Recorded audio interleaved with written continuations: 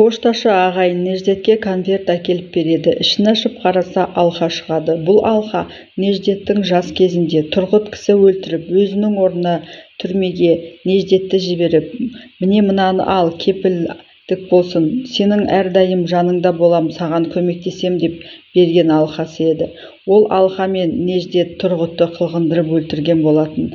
Жалма-жан сейфін ашып, ішін ашып қарағанда, өзінің жасырып қойған алқасын таппай, Неждет жүгіріп шығып барлығына айқайлайды. Менің кеңсемдегі заттарды кім ұрлап жүр? Бәрің қайда қарап жүрсіңдер? Қына кеші болмай, Илтнұр қайда кетпекші болған білгісі келген әкесі одан қызым қалайсың, жағдайың жақсы ма деп сұрайды. Оны бірден түсіне қойған Илтнұр жақсы шүкір, тәуба, өзіме келдім дейді.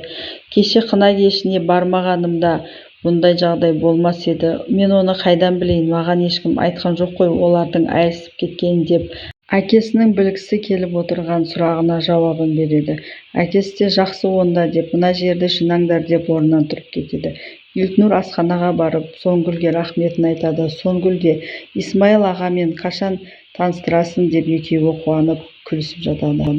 Доған Махирдан кешірім сұрайды. Махир да, енді тағы да қателесетін болсаң, онда жолымыз айырылысады дейді. Сөйтіп Османды өзіне шақырып, енді осы жердегі құлағым, көзім сен боласың, барлығына мұқият бол, барлығын маған жеткізіп отырасың дейді. Бұған Осман қуанып кетіп, Доған болса біртүрлі болып қалады. Бülent келіп, аға сізбен жолығуға болады ма дегенде Махир, егер Илтнұрға қатысты болса, онда сөйлеспеймін деп. Бülent жоқ, Орханға байланысты, оны Сейістің қолынан құтқарыңыз. Сейіс өтірікші, қылмыскер, ал Орхан да оның шын бейнесін енді танып келе жатқандай дейді. Bülent барлығын түсіндіріп, енді ол жаңа адам екенін, жаңа өмірді бастағанын айтады.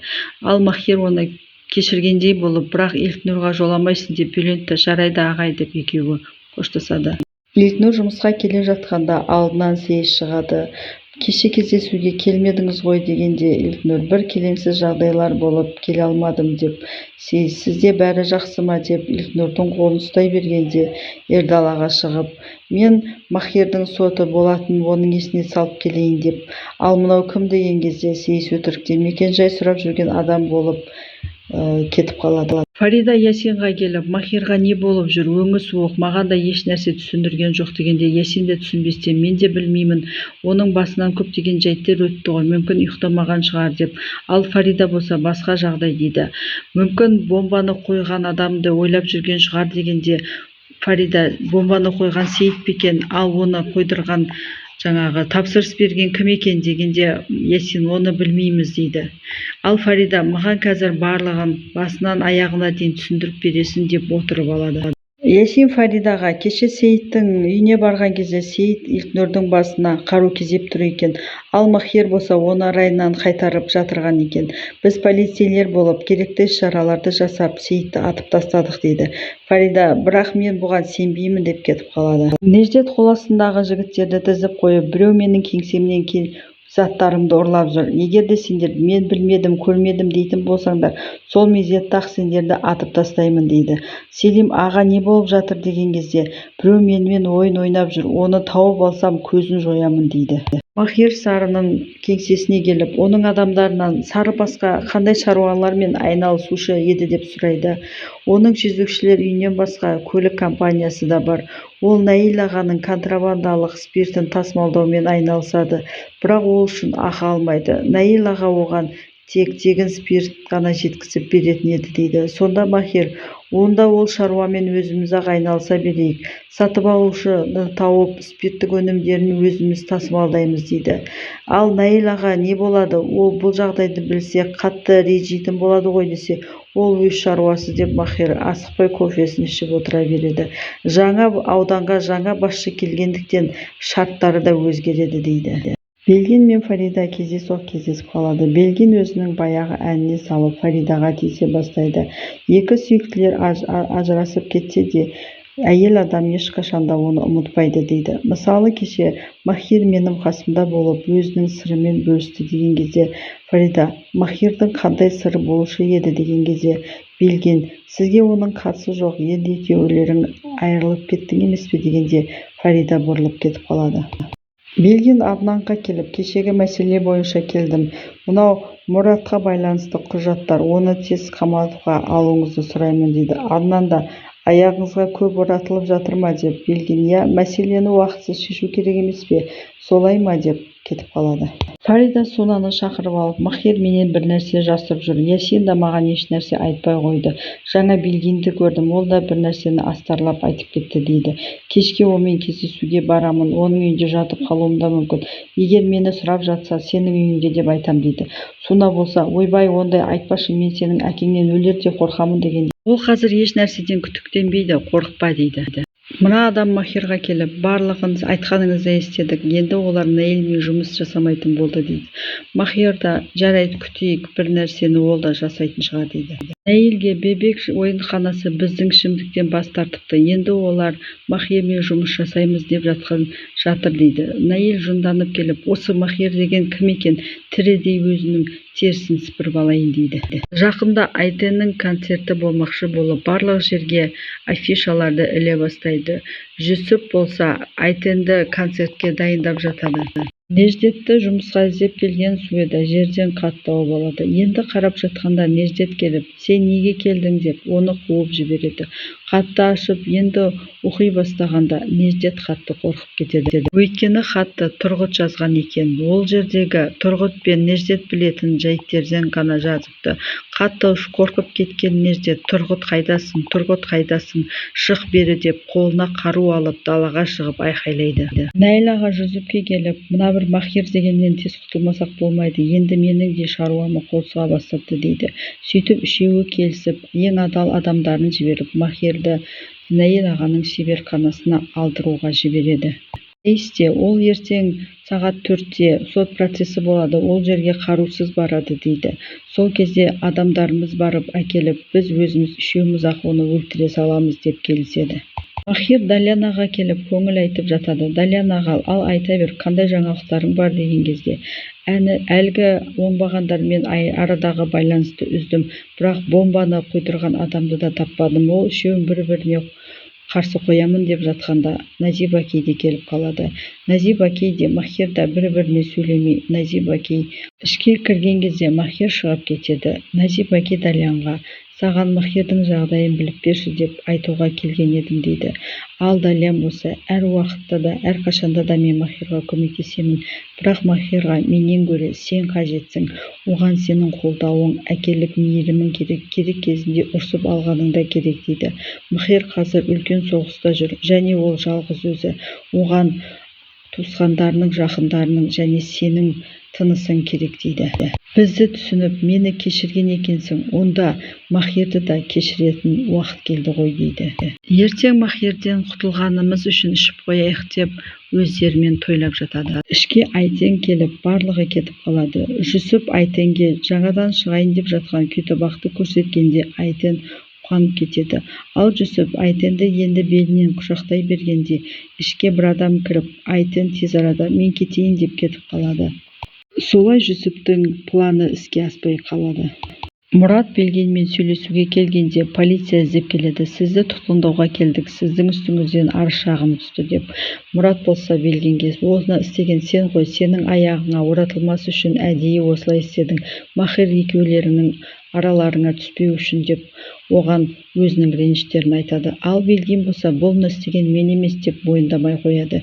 Сөйтіп Мұрат, әлі де көресің, Махир сені еш сүймейді, бұл ісіңе өкінетін боласың, мен сен үшін барлығын да істедім, ал сен мені сатып кеттің дейді. Айтен мен Фарида кездеседі. Фарида Айтенге, Неждет мені Махирмен бірге жүргенімді көріп қойыпты. Енді оны әкеме айтып беремін, немесе газет бетіне мақала ретінде жариялаймын дейді. Мені бопсалады, екеуіңді татуластыруым керек екен, яғни сен Неждетке қайтып баруың керек екен дейді.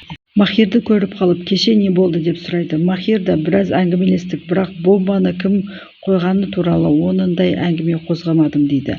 Белгин да кешегі жағдайдан кейін қалайсыз деп Махирдің қолын ұстай бергенде Махир, ой тәубе астапыралла деп кетіп қалады. Айтын, сен Неждеттен қорықпа дейді. Ол бұрқылдап қоя салады. Егер де қоймай бара жатса, Суэдаға айтамыз, күйеуіне ие болсын деп.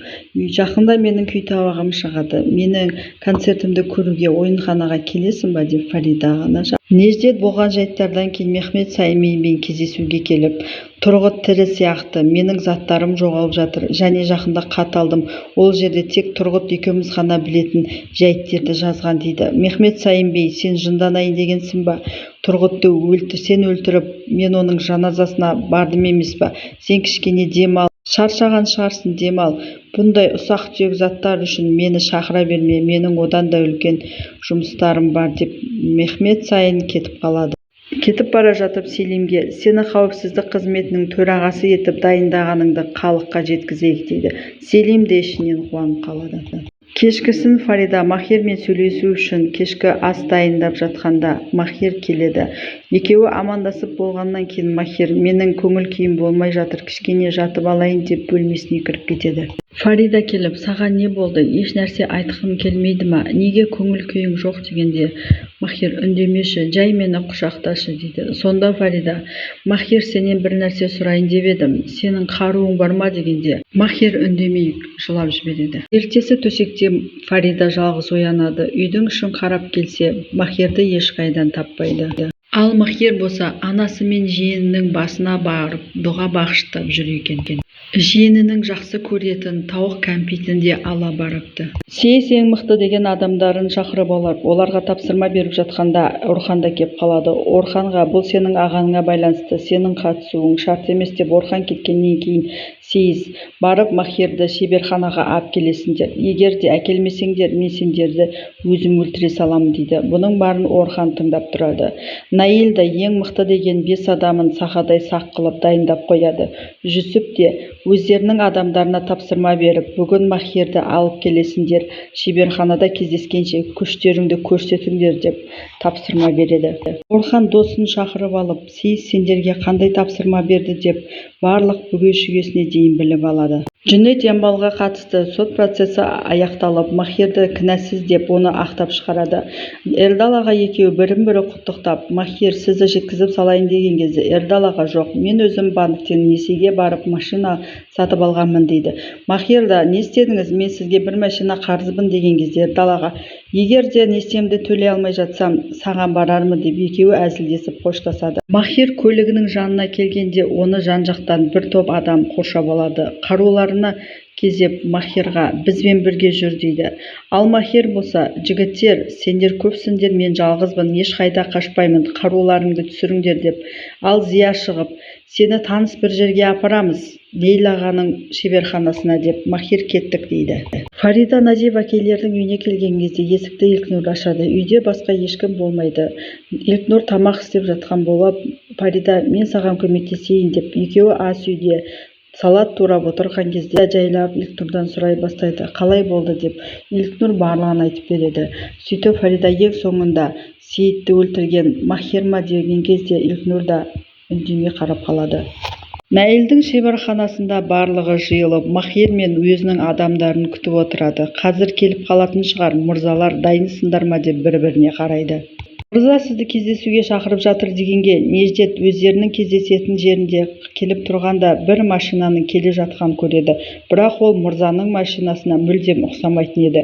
Қараңғыда еш нәрсе көрмей Неждет тоқтап тұрған машинаға анық қарағанда ол жерде Тұрғытқа ұқсайтын бір сұлба көрінеді. Неждет өзінің көзіне өзі сенбей, абдырып, не істерін білмей, не қашарын, не тұрарын білмей, қорқып тұрғанда терезеден Тұрғыт басын көрсетеді. Екеуі көзбен көз атысады. Неждеттің қорқақ көздері және Тұрғыттың мен сені ұстадың ба бәлем деген көздері. Махирді Наилдің шеберханасына әкелгеннен кейін адамдары сыртқа шығып кетті. Жүсіп болса Махирдің үстін қарап, қаруың қайда, гранатаң қайда, сен жалғызсың, ал біз көппіз дейді. Менде 20 адам, Сейісте 30 адам деп адамдарымен мақтанады. Сен де өз жолыңның соңына келдің. Біздің алдымызды кесе берсең, күнің осы болады деп. Ал мырзалар, Махирді кім өлтіреді? Өзіміз қолымызды қанға бөлемейік. адамдарымызды шақырып соларға өлтірейік деп. Үшеуі де кезек-кезек өз адамдарын шақырған кезде ешкім келмейді. Сонда Жүсіп, олардың бізге қажеті жоқ, өзіміз-ақ өлтіреміз деп, үшеуі де қаруын алып Махирға кезегенде ішке Назиб әкей бастаған бір топ адам ішке кіреді. Далян аға өз адамдарымен Бюлент, Осман, Сарының бұрынғы адамдары және Исмет неғып жүр десе соның ішінде. Сөйтіп Махир, ал мырзалар, қаншаға қанша едік деп күліп, әкесіне қарап, әке, сіз де келдіңіз ба деп. Махир өз қолдаушыларымен мақтан тұтып, қылмыскерлердің алдында мерейі бір өсіп қалады. Бәріміз біріміз үшін, біріміз бәріміз үшін деп 94-ші бөлімде аяқталады.